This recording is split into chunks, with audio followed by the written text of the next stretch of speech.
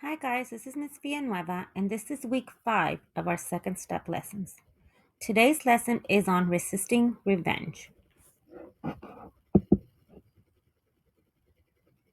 In this lesson, you will be able to identify consequences of revenge, generate alternatives for seeking revenge, demonstrate using the calming down steps. First, let's review. Last week, we talked about managing frustration. You learned to identify physical signs of frustration, and you learn to demonstrate reducing frustration by using the calming down steps. Imagine the following scene. Student A has a pencil and her paper and is about to get started on a writing assignment.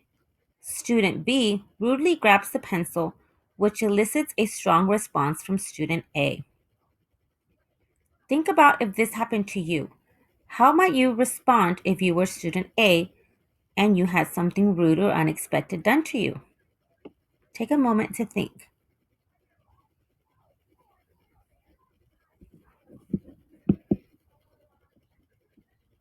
If this were a real situation, student A may have the urge to grab the pencil back, want to hit the other person, yell at the other person, or tell on the other person. Have you ever felt this way before?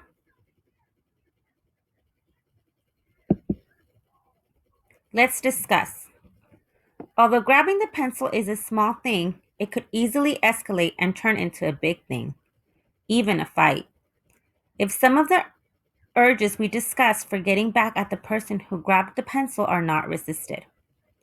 Dealing with the feeling of wanting to get back at someone or get revenge is very difficult.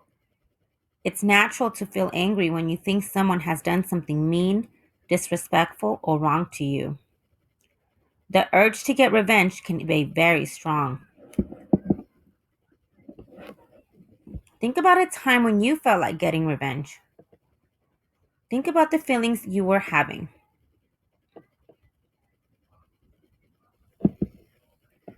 Strong emotions. The emotions you have when you want to get revenge can be overwhelming. Remember how we handle strong emotions? We use our calming down steps. In this next video, think about what might happen if Lucas does not resist his urge to get revenge.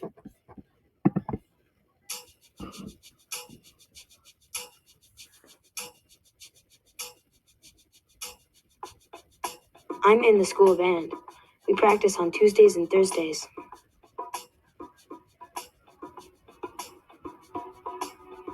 Last Thursday, I stood up too quickly and I accidentally knocked over Jayla's music stand. Her sheet music fell all over the floor. Before I could even say anything, Jayla grabbed the music off my stand, tore it in half, and threw it on the floor. I couldn't believe it. What I did was an accident, and she deliberately destroyed my music. I was so mad. I wanted to tear up her music or push her.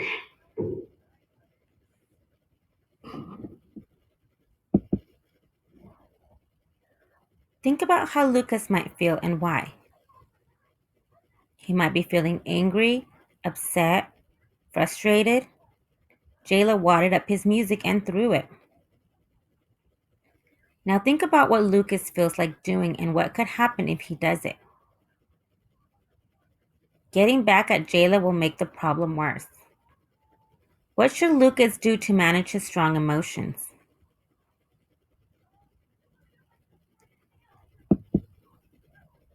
He can use the calm down steps.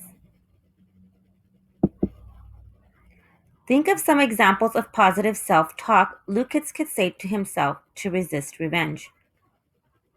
He can say, I'm not going to get mad about this. I don't want to get in trouble. I'm going to talk to the teacher about this. I'm going to ignore her. I don't want to make things worse.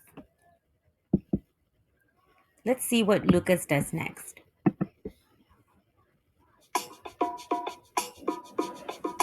I was too mad to stay in the room, so I walked out for a minute and counted backwards from 10.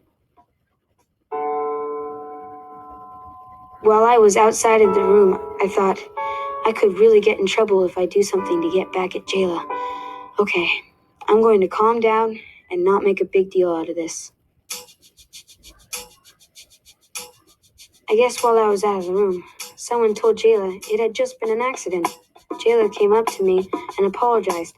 She gave me her sheet music and taped up the copy she tore and kept that for herself.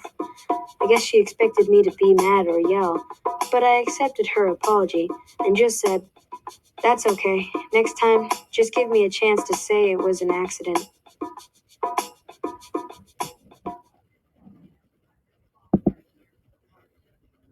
What did Lucas do to manage his strong emotions? He named his anger and frustration. He walked away and calmed down. He counted backward from 10. He considered the consequences of revenge. He told himself, I'm not going to make a big deal out of this. He used positive self talk. You notice that Lucas walked away before he did the counting and using positive self talk. Sometimes it really helps if you step away from the situation before you try to calm down. Let's watch the calm down music video. It's astounding. How intense is this feeling? Anger is building up. You need some healing. But listen closely. There's a way to do it. Feel the power, keep control, work on through it. Instead of those wild knee-jerk reactions, you gotta get your own attention. Emotions come calling, instead of just falling to brawling, they calling, oh, wanting and falling. Stop. Name your feel and calm down. Stop. Name your feel and calm down. Stop! Give yourself a signal like stop. Chill. Hold up. Hang on. You send a signal to yourself and stop. Okay, now name your feeling. Are you angry, embarrassed, worried, scared? Figure it out and name it. Just name your feeling. It's just a thing. It slows you down and makes you think.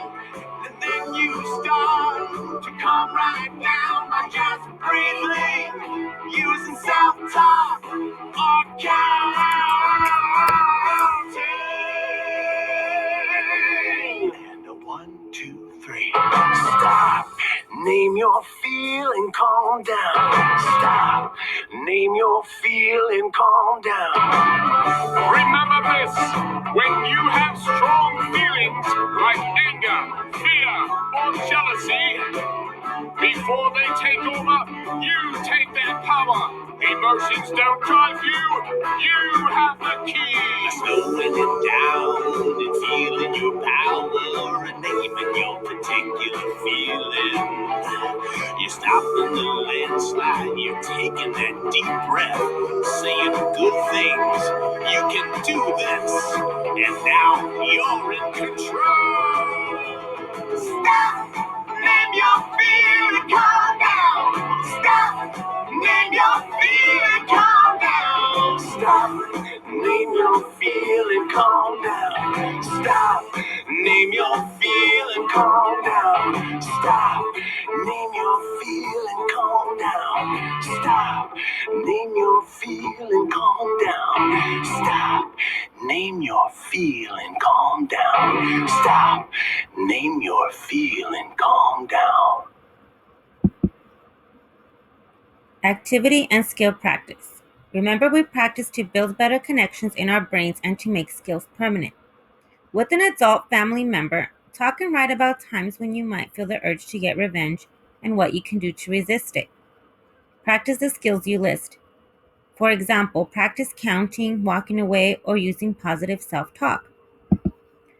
Reflective writing and discussion. Why is getting revenge a poor solution to a problem? What are some ways you can resist seeking revenge, even when someone has done something hurtful or wrong to you? Take a moment to think and share with someone at home.